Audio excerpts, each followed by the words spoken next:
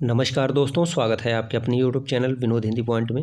दोस्तों, आज के इस वीडियो में पढ़ने वाले हैं संपूर्ण हिंदी साहित्य से संबंधित महत्वपूर्ण प्रश्नोत्तरी, जो हिंदी साहित्य के सभी परीक्षाओं के लिए बहुत ही महत्वपूर्ण है। इससे पहले 23 प्रैक्टिस पेपर चैनल पर अपलोड हैं, उसकी प्लेलिस्ट चैनल पर बनी हुई है। अगर अभी तक आप उन वीडियो को नहीं देखे हैं तो जाकर के वीडियो को देख सकते हैं। चलिए शुरू करते हैं आज का ये वीडियो। पहला प्रश्न है, आधुनिक हिंदी कविता का प्रारंभ माना जाता है। आधुनिक हिंदी कविता का प्रारंभ माना जाता है, तो इसका समय हो जाएगा बा उत्तर 1900 ईस्वी से आधुनिक हिंदी कविता का प्रारंभ माना जाता है। प्रश्न में पूछा गया है आधुनिक हिंदी कविता का प्रारंभ कब से माना जाता है, तो कविता का जो प्रारंभ माना जाता है 1900 ईस्वी और आधुनिक काल का जो प्रारंभ माना जाता है 1843 ईस्वी।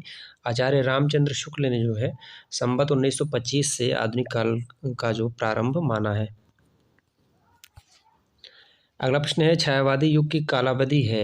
छायावादी युग की कालावधि क्या है, तो आ उत्तर सही होगा 1920 से 1936। कहीं कहीं आपको 1918 से 1936 देखने को मिलेगा। 1918 भी सही है, 1920 भी सही है और 1936 में जो है छायावाद युग का अंत हुआ। सुमित्रा नंदन पंत की एक रचना है युगांत। युगांत से उन्होंने जो है छायावाद युग का अंत माना है और वह उस रचना का जो प्रकाशन वर्ष है वह 1936 है। अगला है, छायावादी काव्य की विशेषता क्या है। छायावादी काव्य की विशेषता क्या है। सामाजिक यथार्थ का चित्रण, अलौकिक सत्ता के प्रति प्रेम विद्रोह, सुख के लिए फूल तथा दुख के लिए कांटा, रूढ़ियों के प्रति विद्रोह। तो छायावादी काव्य की विशेषता है अलौकिक सत्ता के प्रति प्रेम विद्रोह। छायावाद की कवित्री हैं। छायावाद की कवित्री हैं, आधुनिक युग के मीरा के नाम से जाना जाता है महादेवी वर्मा को। नई कविता की कालावधि है। नई कविता की कालावधि क्या है, तो नई कविता की कालावधि है 1950 से लेकर अब तक, यह नई कविता की कालावधि है। हिंदी कविता का जागरण काल माना जाता है। हिंदी कविता का जागरण काल माना जाता है भारतेंदु युग को, द्विवेदी युग को, छायावादी युग को, प्रयोगवादी युग को। हिंदी कविता का जागरण काल माना जाता है तो भारतेंदु युग को हिंदी कविता का जागरण काल माना जाता है। इस युग के काव्य में सामाजिक तथा पौराणिक विषयों का विस्तार हुआ। कौन सा युग है जिसमें सामाजिक तथा पौराणिक विषयों का विस्तार हुआ। द्विवेदी युग में जो है सामाजिक तथा पौराणिक विषयों का विस्तार हुआ। स्थूल के प्रति सूक्ष्म का विद्रोह, छायावाद की यह परिभाषा किसकी है। स्थूल के प्रति सूक्ष्म का विद्रोह, कई बार ये जो कथन है पूछा गया है डॉक्टर नगेंद्र का। स्थूल के प्रति सूक्ष्म का विद्रोह है, तो यह जो है छायावाद के संदर्भ में इन्होंने कहा है। इसके विपरीत डॉक्टर रामविलास शर्मा ने कहा है छायावाद स्थूल के प्रति सूक्ष्म का विद्रोह नहीं वरन थोथी नैतिकता का विकास है। प्रसाद पंत, निराला और महादेवी को इस युग के 4 स्तंभ माना गया है। कौन सा युग है प्रसाद पंत, निराला और महादेवी को, तो छायावाद युग के ये चारों स्तंभ हैं प्रसाद पंत, निराला और महादेवी। लघुत्रयी की बात की जाए तो छायावाद के लघुत्रयी में जो है महादेवी वर्मा का नाम आता है, भगवती चरण वर्मा का नाम आता है और राम कुमार वर्मा का नाम आता है। वहीं बृहत्त्रयी में जयशंकर प्रसाद हैं, सुमित्रा नंदन पंत हैं, सूर्यकांत त्रिपाठी निराला हैं, ये तीनों बृहत्त्रयी में आते हैं। युगधारा के रचनाकार कौन है। नागार्जुन, सुमित्रा नंदन पंत, त्रिलोचन, निराला। युगधारा जो है किसकी रचना है, उत्तर हो जाएगा नागार्जुन। दूसरा तारसप्तक प्रकाशित हुआ। दूसरा तारसप्तक कब प्रकाशित हुआ, 43, 50, 51, 59। तो दूसरे की बात हो रही है, उत्तर हो जाएगा 1951 में। तारसप्तक का जो प्रकाशन वर्ष है वह 43 है और तीसरे का 59 है। नई कविता की प्रमुख प्रवृत्ति है बिंब, प्रयोगों में नवीनता, व्यंग प्रधान रचनाएं, उपयुक्त सभी। नई कविता की प्रवृत्ति है तो इसका उत्तर हो जाएगा उपयुक्त सभी। ये नई कविता की प्रवृत्ति है, उपयुक्त सभी। कामायनी इस युग की रचना है।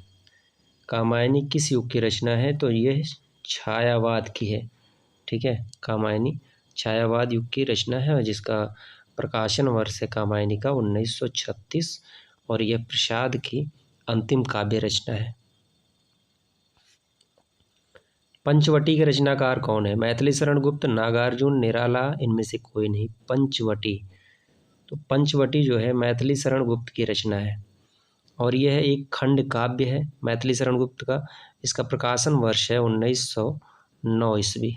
ठीक है, 1909 ईस्वी इसका प्रकाशन वर्ष है और यह खंड काव्य है। राजनीति में जो साम्यवाद है वही साहित्य में क्या है? विद्रोह, प्रगतिवाद, छायावाद, कुछ नहीं। राजनीति में जो साम्यवाद है वही साहित्य में क्या है? तो इसका उत्तर हो जाएगा प्रगतिवाद। महत्वपूर्ण प्रश्न है, ये पूछा गया है, इसे आप नोट कर लीजिएगा। सुमित्रानंदन पंत किस युग के प्रमुख कवि हैं? प्रगतिवाद, द्विवेदी युग, छायावाद, प्रयोगवाद। तो सुमित्रानंदन पंत जो है बृहत्त्रयी में आते हैं और यह छायावाद के कवि हैं। प्रकृति के सुकुमार कवि के रूप में इन्हें जाना जाता है। अरविंद दर्शन से यह प्रभावित हैं। अगला प्रश्न है, स्थूल के प्रति सूक्ष्म का विद्रोह है। अभी ये प्रश्न पूछा गया है। तो छायावाद के संदर्भ में डॉक्टर नगेंद्र ने यह उक्ति कही है, छायावाद स्थूल के प्रति सूक्ष्म का विद्रोह है। अगला प्रश्न है, भारतेंदु युग के कवियों की वाणी में कौन सा स्वर मुखरित हुआ? राष्ट्रीयता का स्वर, मधुरता, कटुता, अलौकिकता। भारतेंदु युग के कवियों में कौन सा स्वर मुखरित हुआ? तो उत्तर हो जाएगा राष्ट्रीयता का स्वर। गजानन माधव मुक्तिबोध की रचनाएं किस युग से संबंधित है? गजानन माधव मुक्तिबोध की रचनाएं किस युग से संबंधित है? छायावादी, प्रगतिवाद, प्रयोगवाद, द्विवेदी युग। तो मुक्तिबोध की जो रचनाएं हैं वह प्रगतिवाद से संबंधित हैं। ठीक है, गजानन माधव मुक्तिबोध की रचनाएं प्रगतिवाद से संबंधित है। यथार्थवाद से पलायन का काव्य कौन सा है? यथार्थवाद से पलायन का काव्य कौन सा है? प्रगतिवाद, प्रयोगवाद, द्विवेदी युग, छायावाद।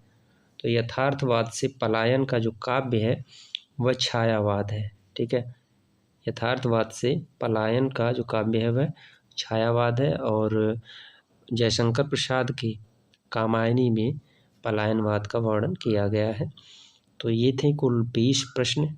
आशा करते हैं प्रश्न आप सभी को अच्छे लगे होंगे। वीडियो पसंद आया हो तो वीडियो को आप शेयर करें। चैनल पर नए हैं तो चैनल को सब्सक्राइब करें। मिलते हैं अगले वीडियो में कुछ नए तथ्यों के साथ। तब तक के लिए नमस्कार।